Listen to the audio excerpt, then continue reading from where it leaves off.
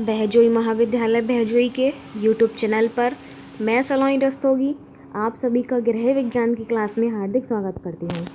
आज का हमारा टॉपिक है सेल्स कि कोशिका क्या है, कोशिका से मिलकर हमारा शरीर का निर्माण होता है, कोशिका के कौन कौन से भाग हैं, कोशिका का विभाजन किस किस में होता है, तो इन सब के बारे में आज हम पढ़ेंगे। तो चलिए आज की क्लास स्टार्ट करते हैं। ये हमारी कोशिका है। कोशिका हमारी कुछ इस तरह की दिखाई देती है, जैसे आपके इस चित्र पर दिखाई दे रही है। कोशिका कुछ इस तरह की दिखाई देगी। कोशिका से मिलकर जो है वो हमारे ऊतक बनते हैं। ऊतक जो है वो त्वचा के नीचे ही स्थित होती है, उसको हम ऊतक बोलते हैं, जो हमारे त्वचा के नीचे पाई जाती है। इन ऊतकों से मिलकर आपका अंग का निर्माण होता है और इन अंग से हमारे अंग तंत्र बनते हैं। अंग तंत्र हमारे कौन कौन से हैं, जैसे श्वसन तंत्र हो गया, पाचन तंत्र है, हृदय परिसंचरण तंत्र है, ये सारे हमारे अंग तंत्र होते हैं। और ये जब अंग तंत्र का निर्माण हो जाता है तो हमारे शरीर का निर्माण हो जाता है। हमारी जो कोशिका होती है वो कुछ एक होगी, इस तरह की दिखाई देगी, सिर्फ एक ही कोशिका होती है। इन एक कोशिका से मिलकर दो कोशिका बनती हैं, इन दो कोशिका से मिलकर तीन कोशिका बनेंगी, इन तीन से चार बनेंगी, चार से 8 बनेंगी, 8 से 16, इस तरीके से कई सारी कोशिका मिलकर शरीर का निर्माण करती हैं। तो उसको हम क्या बोलते हैं, कोशिका बोलते हैं। कोशिका का अध्ययन जो है वो हमारा साइटोलॉजी कहलाता है। और जो साइटोलॉजी शब्द है वो सबसे पहले किसने लाया, तो वो हर्टविग ने दिया था। और फादर ऑफ साइटोलॉजी हमारे रॉबर्ट हुक कहलाते हैं। कोशिका जो है वो लैटिन भाषा का शब्द है, जिसका अर्थ होता है सेलुला, और सेलुला का मतलब होता है एक छोटा कमरा। कोशिका की जो खोज है वो 1665 में रॉबर्ट हुक ने की थी। उसके बाद जो रॉबर्ट हुक हैं उन्होंने मृतक कोशिका की खोज की थी, और जो जीवित कोशिका है उसकी खोज एंटोनी वॉक ल्यूमन हॉक ने की थी। इसी के साथ जो मॉडर्न साइटोलॉजी विज्ञान के पिता हैं वो हमारे सॉनसन हैं, और भारतीय कोशिका विज्ञान के पिता A.K. शर्मा हैं। और कोशिका जो है वो जीवन की संरचनात्मक और कार्यात्मक इकाई भी है। संरचनात्मक यानी कि स्ट्रक्चर, जो हमारी कोशिका है वो हमारे शरीर का क्या करती है, स्ट्रक्चर का निर्माण करती है। तो ये संरचनात्मक इकाई भी है और कार्यात्मक इकाई भी है। उसके बाद हमारे थोड़े से इसके कुछ की पॉइंट्स हैं जो आपको याद करने पड़ेंगे। जैसे हमारे संसार की सबसे बड़ी कोशिका कौन सी है, तो वो शुतुरमुर्ग का अंडा कहलाती है। और जो सबसे छोटी कोशिका है वो है माइकोप्लाज्मा गैलिप्सटम, ये हमारी सबसे छोटी कोशिका कहलाती है। इसी तरह हमारी जो मानव शरीर में पाई जाने वाली कोशिकाएं हैं, बड़ी जो कोशिका होती है वो ओवम होती है यानी कि अंडाणु, और जो हमारी सबसे छोटी कोशिका होती है वो स्पर्म यानी कि शुक्राणु कहलाती है। और जो सबसे तेज कोशिका विभाजन है, सबसे धीमी जो कोशिका है वो तंत्रिका तंत्र की होती है, और जो सबसे तेज कोशिका होती है वो हमारी यकृत की कोशिका कहलाती है। और जो सबसे लंबी कोशिका है वो भी हमारी तंत्रिका तंत्र की होगी। आपको ये वाले जो की पॉइंट्स हैं वो याद करने पड़ेंगे, वरना आप याद नहीं करेंगे तो आपको ये चीज़ें थोड़ी सी याद नहीं रहेंगी। इसलिए याद करना बहुत इंपॉर्टेंट है। आपके जो पेपर होते हैं उसमें MCQs भी आते हैं, तो उन MCQ में ये क्वेश्चंस जो हैं वो बन सकते हैं, इसलिए आपको ये याद करने की ज़रूरत है। यकृत की कोशिका का नाम हेपेटिक कोशिका होता है। और जो हमारी रक्त की कोशिकाएँ होती हैं, जो ब्लड की कोशिका होती है, उसमें ब्लड की कोशिका सबसे बड़ी WBC है, और जो सबसे छोटी कोशिका होती है वो RBC होती है।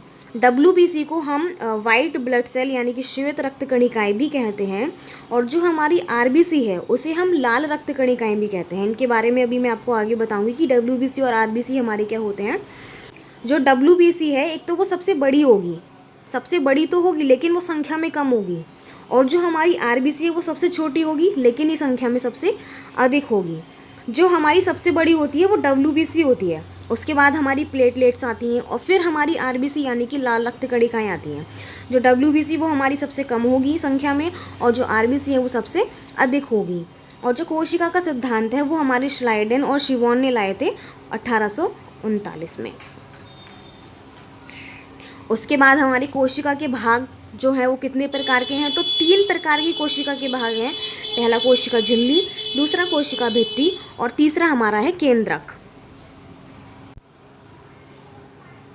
सबसे पहले हमारी जो कोशिका भित्ति है वो क्या है, जो कोशिका भित्ति होती है वो उसको हम सेल वॉल कहते हैं। जैसे ये हैगा सेल वॉल, और जो हमारी सेल वॉल है वो ग्रीन ग्रीन आपको एक पट्टी दिखाई दे रही होगी, इसको हम सेल वॉल बोलते हैं।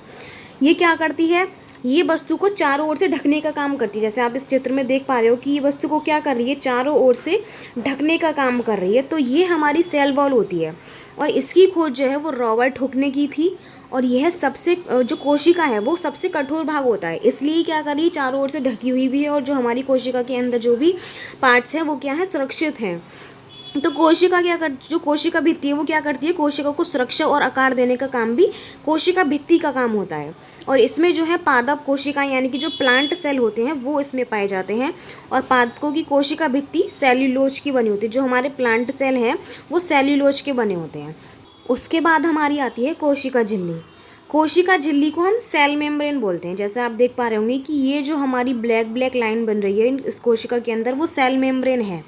और इसका काम क्या होता है, जो कोशिका के भीतर और बाहर से भीतर आने वाले जितने भी पदार्थ हैं उससे ये सुरक्षा करती है। इसको हम सेल मेम्ब्रेन बोलते हैं। हमारी जो सेल वॉल थी वो क्या कर रही थी, बाहर के आवरण की सुरक्षा कर रही थी, उसको आकार दे रही थी। और जो हमारी कोशिका झिल्ली है वो बाहर और भीतर से आने वाले जितने भी पदार्थ हैं उसकी सुरक्षा करती है। और कोशिका झिल्ली का जो निर्माण है वो फॉस्फोलिपिड करती है हमारी। इसके बाद हमारा केंद्रक आता है। केंद्रक जो है वो कोशिका का सबसे महत्वपूर्ण भाग होता है, केंद्रक। और केंद्रक आपका ये वाला है जो पिंक आपको दिख रहा है, इसको हम बोलते हैं न्यूक्लियस। और जो केंद्रक है उसको कोशिका का दिमाग कहा जाता है। केंद्रक को हम मैनेजर ऑफ सेल भी बोलते हैं, कोशिका का प्रबंध भी इसको कहा जाता है। और ये जो केंद्रक है ना, इसके अंदर DNA भी मिलेगा आपको और RNA भी मिलेगा, यानी कि श्वेत रक्त कणिकाएं और लाल रक्त कणिकाएं भी मिलेंगी। और इसको हम न्यूक्लिक एसिड भी कहते हैं। तो हमारा केंद्रक जो है वो कोशिका के अंदर पाया जाता है और ये सबसे महत्वपूर्ण भाग जो है वो केंद्रक ही होता है। और केंद्रक के अंदर क्या पाए जा रहे हैं, आपके DNA और RNA पाए जाते हैं। उसके बाद हमारे केंद्रक के पार्ट्स भी हैं कई, जैसे 4 पार्ट है। केंद्रक झिल्ली है आपका, केंद्रिका है, केंद्रक द्रव्य है और एक क्रोमेटिन है। पहले हम इनके बारे में पढ़ते हैं कि हमारा केंद्रक झिल्ली क्या है। तो आपकी जो केंद्रक झिल्ली है वो क्या काम कर रही है, जैसे केंद्रक झिल्ली आप देख रहे होंगे, ये जो हमारा है सर्कल, इसके ऊपर जो इस तरीके से शेप बनी हुई है वो हमारी केंद्रक झिल्ली है। जैसे ये वाला है केंद्रक झिल्ली हमारी, ये है। और ये क्या काम कर रही है, केंद्रक को चारों ओर से ढके रहने का काम करती है हमारा जो केंद्रक है। और केंद्रक झिल्ली में छोटे छोटे से केंद्र सूक्ष्म भी होते हैं और इन्हीं केंद्र सूक्ष्म के माध्यम से हमारे पोषक तत्वों का निर्माण होता है। जैसे इसमें डॉट से पॉइंट लगे हुए हैं हमारे केंद्रक के अंदर, ये क्या है, छोटे छोटे छिद्र हैं। और ये ही छिद्र क्या करते हैं, जो हमारे पोषक तत्व होते हैं हम भोजन के द्वारा जो लेते हैं, प्रोटीन है हमारा, कार्बोहाइड्रेट है, ठीक है, फैट है और खनिज लवण है, जल हैगा, ये जो भी हम पोषक तत्व ले रहे हैं वो इसी का जो पोषक तत्वों का प्रवेश है वो किसके कारण होता है, इन सूक्ष्म छिद्रों के माध्यम से ही होता है। और जो हमारी केंद्रक झिल्ली है वो लाइपोप्रोटीन की बनी होती है। उसके बाद केंद्रक द्रव्य क्या है, केंद्रक द्रव जो है वो ये है, जैसे हमारे केंद्रक के अंदर जो द्रव पदार्थ पाया जाता है, केंद्रक के अंदर पाया जाता है। और इस द्रव पदार्थ में भी आपके DNA मिलेंगे और RNA भी इस द्रव पदार्थ में मिलेगा। उसके बाद हमारा केंद्रिका आता है। केंद्रिका, जैसे आप ये देख पा रहे हैं कि केंद्रिका हम इसको कहते हैं, जो केंद्रक के अंदर पाई जा रही है और इसका रंग जो है वो बैंगनी कलर का होता है। और ये क्या, जब हमें कब दिखेगी, जब हमारा कोशिका का विभाजन होगा, जब कोशिका जो है अलग अलग भागों में बढ़ जाएगी, तब जो है हमें केंद्रिका दिखाई देगी। उसके बाद हमारा आता है क्रोमेटिन। क्रोमेटिन क्या है, क्रोमेटिन जो ये चीज़ है उसको हम क्रोमेटिन कह रहे हैं।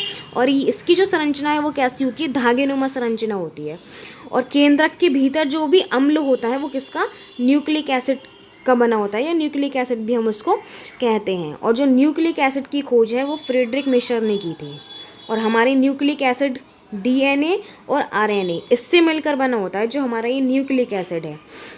DNA यानी कि डीऑक्सीराइबो न्यूक्लिक एसिड और जो RNA है वो है राइबोसोम न्यूक्लिक एसिड। जो DNA है वो 2 कुंडलित संरचना होती है, हमारी RNA है वो 1 कुंडलित संरचना कहलाती है। और जो हमारा DNA है ये अनुवांशिक पदार्थ होता है जो कि एक पीढ़ी से दूसरी पीढ़ी में जाता है। और जो माइटोकॉन्ड्रिया का DNA है वो हमारा कैसा, गोलाकार सा दिखाई देगा। यह केंद्रक, लवक, माइटोकॉन्ड्रिया में भी उपस्थित रहता है DNA। और जो हमारा RNA है वो केंद्रक और कोशिका द्रव्य में उपस्थित रहेगा। और यह प्रोटीन संश्लेषण में सहायक भी होता है, जो हमारा आरएनए है। अब जैसे कोशिका के अन्य भाग भी हैं, आपने मोस्ट इंपॉर्टेंट भाग तो 3 पढ़े थे, जो हमारे कौन से थे, कोशिका भित्ति थी, कोशिका झिल्ली और केंद्रक, वो 3 मोस्ट इंपॉर्टेंट पार्ट हैं। लेकिन इसके अन्य पार्ट भी हैंगे, जैसे एक माइटोकॉन्ड्रिया है। माइटोकॉन्ड्रिया जो है वो, इसको हम क्या कहते हैं, ऊर्जा घर भी इसको कहा जाता है। और जो माइटोकॉन्ड्रिया है वो अपना काम खुद ही करती है, वो भी कितने 70 से 80% तक अपना काम ये खुद करती है। माइटोकॉन्ड्रिया का जो प्रथम भाग है वो उद्दीप्त कोशिकांग कहलाता है, और जो दूसरा भाग है वो कोशिकांग केंद्र कहलाता है। कोशिकांग का मतलब होता है कि जो कोशिका से मिलकर जो अंग बने हैं उसको हम कोशिकांग कहते हैं। और माइटोकॉन्ड्रिया के पास क्या होता है, डीएनए मिलेगा आपको, और यह दोहरी झिल्ली से बना होता है। दोहरी झिल्ली का मतलब होता है कि 2 झिल्लियों से मिलकर बना हुआ है, वो हमारा माइटोकॉन्ड्रिया है। मैं आपको माइटोकॉन्ड्रिया दिखा देती हूँ कि कैसी होती है माइटोकॉन्ड्रिया। वो कुछ इस तरह की दिखाई देगी, आप देख पा रहे हैं कि ये कुछ इस तरीके से 2 झिल्लियों से मिलकर बना हुआ है, और इसके अंदर कुछ इस तरह की संरचनाएं है। ये हमारी माइटोकॉन्ड्रिया कहलाती है। जैसे ये माइटोकॉन्ड्रिया है, ये हमारी माइटोकॉन्ड्रिया है, कोशिका के अंदर पाई जाती है माइटोकॉन्ड्रिया, इसको बोलते हैं। तो जो माइटोकॉन्ड्रिया का व्यास है वो 0.2 से लेकर 1.0 होता है, और इसकी जो लंबाई है वो 1.0 से लेकर 4.0 होती है। माइटोकॉन्ड्रिया को सबसे पहले कोलीकर ने देखा था। कहाँ पर देखा था, तो कीड़ों की मांसपेशियों में देखा था माइटोकॉन्ड्रिया को। यकृत कोशिकाओं से सबसे पहले अलग किया था। अगर पूछा जाए कि माइटोकॉन्ड्रिया को अलग सबसे पहले किससे किया, तो यकृत कोशिकाओं से मिलकर किया था। और माइटोकॉन्ड्रिया के अंदर के जो भाग है वो ऊर्जा संग्रहित करती है। जो हमारा माइटोकॉन्ड्रिया कुछ इस तरह की दिखाई दे रही थी ना, और जो उसके अंदर का भाग था वो क्या करती है, ऊर्जा संग्रहित करती है। यानी संग्रहित का मतलब कि ऊर्जा को स्टोर करने का काम करती है। उसके बाद हमारा आता है लाइसोसोम। लाइसोसोम को कोशिका का परमाणु बम बोलते हैं, और कोशिका का सफाई कर्मी भी इसको कहते हैं, क्योंकि लाइसोसोम जो है वो व्यर्थ पदार्थों को क्या करता है, बाहर निकालने का काम करता है। और जो इसकी खोज है वो दुबे ने की थी, कब, 1995 में। लाइसोसोम की अधिकता सबसे ज़्यादा आपको WBC में मिलेगी, यानी कि श्वेतरक्त कणिकाओं में, यकृत कोशिकाओं में, ऑस्टिक्लोस्ट में मिलेगी, प्लीहा में और लार में, इनमें आपको मिलेगी। और यह कोशिका के अंदर पाचन व जीवाणु और सूक्ष्म जीवों का पाचन करता है। यानी कि जो हमारी लाइसोसोम है वो किसका पाचन कर रहा है, तो वो जीवाणु और सूक्ष्म जीवों का पाचन करता है। ये हमारा लाइसोसोम था। उसके बाद हमारा राइबोसोम आता है। जो राइबोसोम है उसकी खोज पेलाडे ने की थी, और हम राइबोसोम को कुछ अन्य नाम से भी जानते हैं, जैसे उसको प्रोटीन की फैक्ट्री भी बोला जाता है। और यह कोशिका का सबसे छोटा कोशिकांग का भाग होता है, यानी कोशिका का सबसे छोटा अंग जो है वो राइबोसोम कहलाता है आपका। और राइबोसोम में कोशिका झिल्ली नहीं पाई जाती, और राइबोसोम को हम यूनिवर्सल कंपोनेंट ऑफ सेल भी कहते हैं। मैं आपको उसका चित्र दिखाती हूँ कि जो राइबोसोम है वो कोशिका में कहाँ पाए जाते हैं। तो आप देख पा रहे होंगे कि ये जो छोटे छोटे से छिद्र बने हुए हैं, गोल गोल से इस तरीके से जो छेद बने हुए हैं, वो हमारा क्या कहला रहा है, राइबोसोम कहलाता है। तो इसको हम क्या बोल रहे हैं, राइबोसोम बोलते हैं। और इसके ऊपर कोई झिल्ली नहीं रहती है, सिर्फ ये पॉइंट से रहते हैं, और इसको हम क्या बोलते हैं, राइबोसोम्स कहा जाता है इसको। राइबोसोम के बाद अंतःप्रद्रवी जाल, ये क्या है, कोशिका के अंदर पाया जाता है, और ये प्लाज्मा झिल्ली का एक जाल होता है, उसको हम बोलते हैं अंतःप्रद्रवी जालिका, जो कहाँ पाई जा रही है, आपकी केंद्रक के बीच में, और ये जो कोशिका झिल्ली है इसके बीच में पाई जाती है, इसको बोलते हैं हम अंतःप्रद्रवी जालिका। उसके बाद आपका आता है गोल्जिकाए और जीन्स, ये भी हमारी कोशिका के अंदर ही पाए जाते हैं। ये केंद्रक के पास होती है गोल्जिकाए, और यह कोशिका में पड़े प्रोटीन को तथा लिपिड को बांधे रखने का काम भी हमारा कौन करता है, गोल्जिकाए करता है। उसके बाद जो जीन है, जीन के अध्ययन को हम अनुवांशिक कहते हैं, और इसकी खोज किसने की थी, जॉनसन ने की थी। अनुवांशिक गुणों को एक पीढ़ी से दूसरी पीढ़ी तक ले जाने का काम कौन करता है, जीन्स करते हैं। उसके बाद हमारा आता है क्रोमोसोम। क्रोमोसोम आपके क्या है, इसको हम क्रोमोसोम को गुणसूत्र भी बोलते हैं।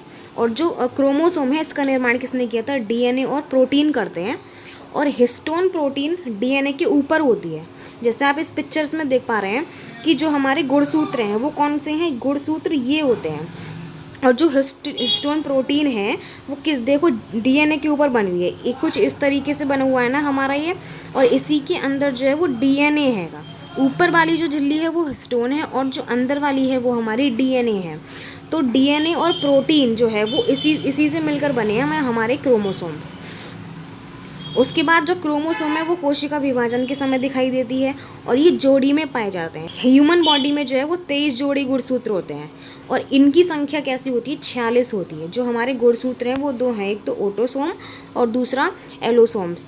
जो ऑटोसोम है वो 22 जोड़ी होते हैं और ये मेल और फीमेल दोनों में ही पाए जाते हैं, दोनों में बराबर बराबर होंगे।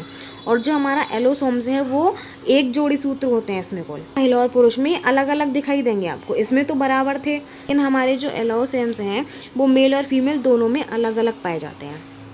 तो ये हमारे तो गुणसूत्र थे। उसके बाद हमारा जो कोशिका के प्रकार हैं वो दो हैं, एक तो प्रोकैरियोटिक और दूसरा है यूकैरियोटिक। सबसे पहले हम देखते हैं कि प्रोकैरियोटिक जो है वो क्या है।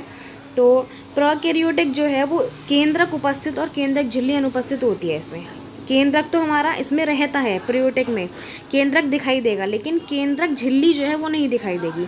जैसे केंद्रक के ऊपर इस तरीके से झिल्ली बन रही थी ना, वो इसमें नहीं दिखाई देगी प्रोकैरियोटिक में, इसमें सिर्फ केंद्रक ही दिखाई देगा। इसमें असुरक्षित आनुवांशिक पदार्थ होते हैं। जो हमारे आनुवांशिक पदार्थ हैं वो कैसे इसमें असुरक्षित होते हैं। और ऐसी कोशिका जिसमें सुविकसित कोशिकांग का अभाव भी होता है। इसमें कोशिकांग का अभाव रहता है, यानी जो कोशिकांग है वो उसमें नहीं दिखाई देंगे आपको, वो हमारी प्रोकैरियोटिक है। जो यूकैरियोटिक है, यूकैरियोटिक यानी कि यू का मतलब होता है न्यू यानी कि नया, और जो कैरियोटिक है उसका मतलब होता है सेल यानी कि कोशिका। तो ये केंद्रक झिल्ली इसमें उपस्थित रहती है। उसमें आपकी प्रोकैरियोटिक में केंद्रक झिल्ली उपस्थित नहीं थी, जो ये हमारी झिल्ली थी ये उसमें उपस्थित नहीं थी, लेकिन इसमें क्या है आपकी ये केंद्रक झिल्ली जो है वो उपस्थित है। और इसमें आनुवांशिक पदार्थ भी सुरक्षित हैं, उसमें हमारे आनुवांशिक पदार्थ असुरक्षित थे। और आपकी यूकैरियोटिक में क्या क्या पाया जा रहा है, लाइबोसोम है, राइबोसोम है, माइटोकॉन्ड्रिया इसमें हमारे पाए जाते हैं। उसके बाद कोशिका का विभाजन जो है वो किस किस में होता है। कोशिका का विभाजन का मतलब होता है कि जो पुरानी कोशिकाएं हैं, पुरानी कोशिकाओं से क्या बनना, नई कोशिका का बनना, वो कोशिका विभाजन कहलाता है। और ये 3 टाइप के हैं। जैसे पहला हमारा असूत्री विभाजन है। जो असूत्री विभाजन है यह जीवाणु में होने वाला कोशिका विभाजन होता है, यानी कि इसका जो विभाजन है वो किसमें, जीवाणु में होता है। और जो समसूत्री विभाजन है ये मानव शरीर की कोशिकाओं में होता है। और अर्धसूत्री विभाजन हमारा मानव शरीर और प्रजनन कोशिका दोनों में ही होता है। तो ये हमारा कोशिका का विभाजन था और जो हमारा कोशिका का चैप्टर है वो ख़त्म हो चुका है। इसी के साथ जो है हम दूसरा टॉपिक आपको जल्दी ही लाएंगे। Thank you.